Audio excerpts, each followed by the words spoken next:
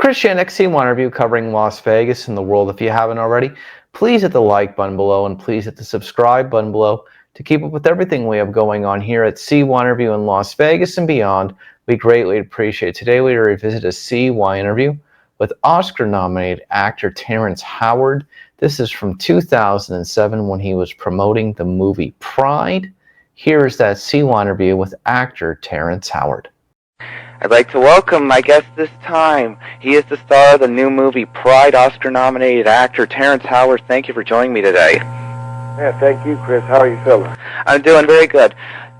After the Oscar nomination and being in the best movie of 2005, Crash, what is it like to be an overnight sensation, and what did it really take to get to this point as the lead actor?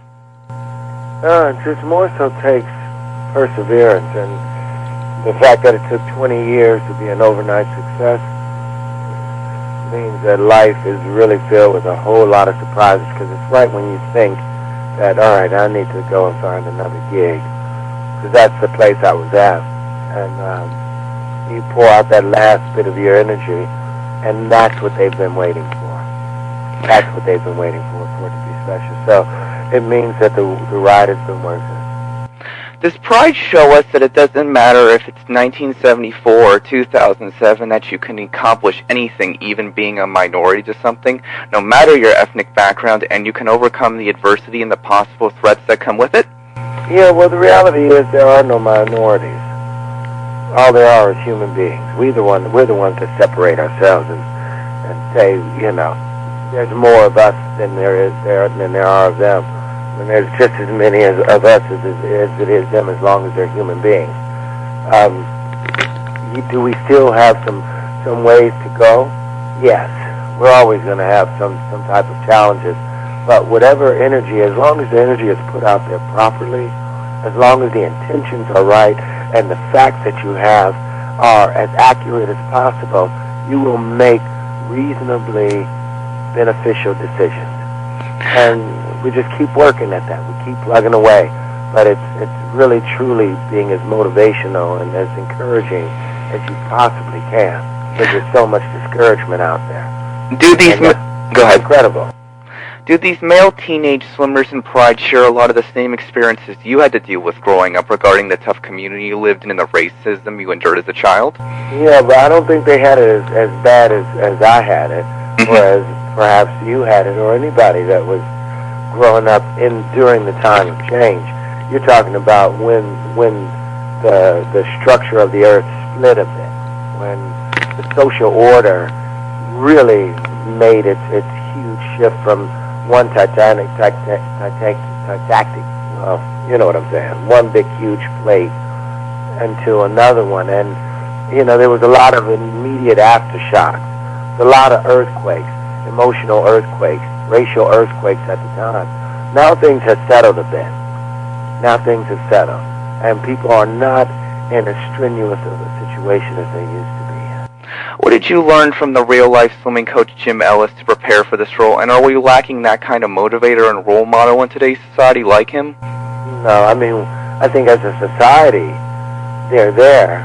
But the only thing that Jim did, which is a credit to himself, he gave of his time.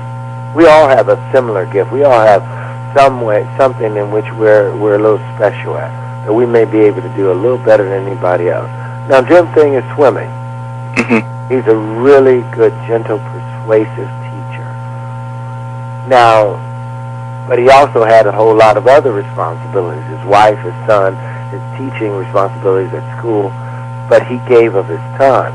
Now, I think the rest of those role models need to give of their time. You know, I'm trying to do the very best I can with giving even more of my own. But that's all we need, just a little time. Share it. How important is it for you to play different kinds of roles like Jim Ellis in Pride, for example, and was this role, like others, just the luck of the draw? Well, this was a role that my team pulled together for me. I mean, I had started speaking to Sunu about a year before that's the director of this film.